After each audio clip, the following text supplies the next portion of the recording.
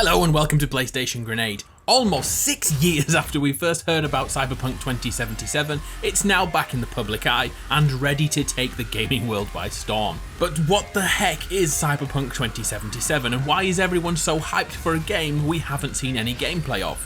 Well, behind closed doors we have indeed seen some gameplay, so here's 13 reasons Cyberpunk 2077 is worth the hype.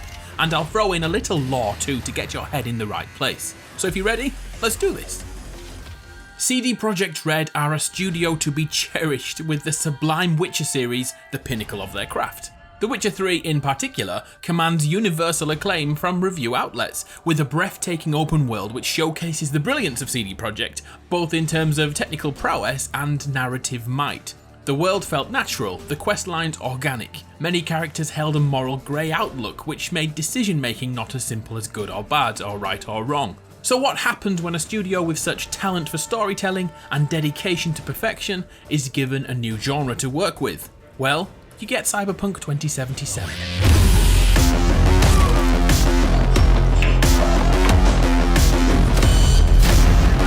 What the heck does cyberpunk actually mean? The term is part of the sci-fi genre, which focuses on a future setting where high levels of technology rule the world, but poverty and criminal behaviour is also on the rise too. By no means is this a new concept. Countless films use a cyberpunk framework. These include RoboCop, Ghost in a Shell, Cyborg, even The Matrix has cyberpunk undertones. But the one which you should go and watch to get a real feel for Cyberpunk 2077 is Blade Runner. I need you, Dex. This is a bad one. The worst yet. I need the old Blade Runner. From the footage we've seen from behind closed doors, it's quickly apparent that Cyberpunk 2077 is a mature themed game. I've seen naked ladies, so much blood and gore to give your grandma nightmares, and it's also possible to have one night stands with NPCs, so maybe this isn't the perfect gift for your 10-year-old.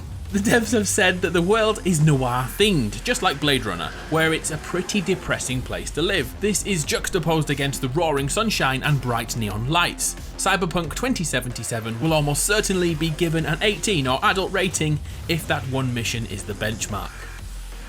Night City will be our new home, which sits in between San Francisco and Santa Barbara. In the game, this land was purchased by Richard Knight in the hopes of creating a safe city free of crime and oppression. As you can tell, that didn't go according to plan. Here in Night City, surviving the day is an achievement in itself. The world is cutthroat and deadly. When Richard Knight built the city, he left out criminal corporations. After 4 years, they became a little annoyed and killed him, taking over the project before eventually being pushed down by the mega corporations. We will fill the boots of V, a cyber-enhanced street warrior who you build from scratch. Will your V be male or female? Maybe a few tattoos to look edgy? Or what about a new haircut complete with LED lighting? CD Projekt Red wants this character to represent you, so unlike The Witcher where we're stuck with Geralt, in Cyberpunk 2077 we have full agency over our character. Even the backstory is customizable, to give your character the upbringing they deserved. And just in case you're wondering, all voice lines have been recorded in both a masculine gruff voice and a more delicate feminine manner. Your character will have many stats to improve and upgrade, including the typical RPG traditions. Strength, intelligence, constitution, reflexes, and there's another one called Cool. I received conflicting reports on how Cool operates in the game. Some people state it's about your character's ability to keep calm under pressure, whereas other outlets suggest that Cool works in conjunction with the street cred mechanic when hopping around the city. The higher the street cred ability, the more options unlock, whether that's the prices at your local black market or dialogue options which were previously hidden from view. Oh, and the freaking awesome LED neon jacket V is wearing here. This will give you an instant boost to your street cred. Come on, that's a damn cool jacket, and you just know there is going to be a collector's edition with that jacket. A general class system will be at work in Cyberpunk 2077 thanks to Cyberware, which allows for biotech upgrades of V. Think of it like Deus Ex and the neural mods and enhancements. The 3 classes we can obtain are Netrunner for hacking abilities, Techie which allows for renegade off-market tech to be used and developed, and finally the solo class which is essentially a trained killer, like a soldier or assassin. The classes are not cut and dry though, they can be combined, so if you'd like to use the Mantis Blades as seen in the original trailer, they'll be here, but maybe you'll also upgrade your Netrunner abilities and hack a few enemy augments. At first glance, the freedom to play your way is phenomenal.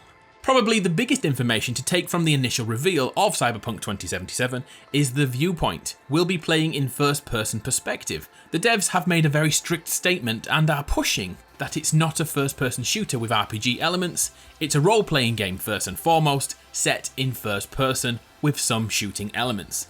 Does that mean the gunplay is as solid as Borderlands or Destiny, or will it be a little more clunky like Fallout 4? From the one level we've seen, you've got nothing to worry about, the gunplay is solid as a rock. Going back to classes for a moment, did you ever play Cyberpunk 2013 or 2020? They were tabletop RPGs, you know, the kind where you have so many dice it's like a casino. Well, in Cyberpunk 2020, there were 10 character roles. We've already talked about 3 of them, Solo, Techie, Netrunner. The others, although not playable, will make up the lore elements around Cyberpunk 2077, within gangs and communities. The Rocker Boys use music and the desire to oppose the corporate juggernauts as a shared mentality. The Nomads are road warriors that loosely resemble a gypsy community. The Fixers deal in information and knowledge. Add to this the police force, the corporate regimes, and the media outlets that deal in propaganda. And we've got a deep gaming world to investigate.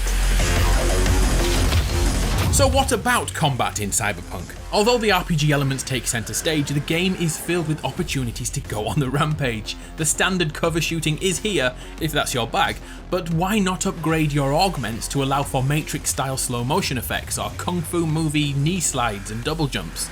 These moves are best suited to a solo build, but if you prefer the Netrunner abilities, then you'll be able to hack into the enemy if you can find a way to get close enough to jack in. The Netrunner has so many unique skills to play with, and the demo show definitely focused on that character build. Some of the coolest things talked about behind closed doors were about the tech on offer in the open world. There's a scanner that allows you to see behind enemy cover. There's a weapon which will shoot straight through that cover. There's even a weapon type which allows for bullets to deliberately bounce from wall to wall and ricochet into unsuspecting enemies. There's even a high-level rifle called the Smart Rifle which will track enemy movement. And we haven't even spoke about melee options. Putting all these action elements together, and we've got one hell of a video game. Let's jump back into lore and the game world again. Remember 5.5 years ago when the first teaser trailer dropped? It looked as if the police force were attempting to take down an unhinged citizen. This mantis-like lady has cyberpsychosis, which is such a widespread issue that there is a dedicated police task force focused on bringing cyberpsychos down. In the world of Cyberpunk 2020, the more augments a human added to their body, the more their brain would detach from humanity. Then suddenly, they would snap completely with an uncontrollable desire to kill every man and woman they set their eyes upon. This really puts into perspective the harsh nature of Night City.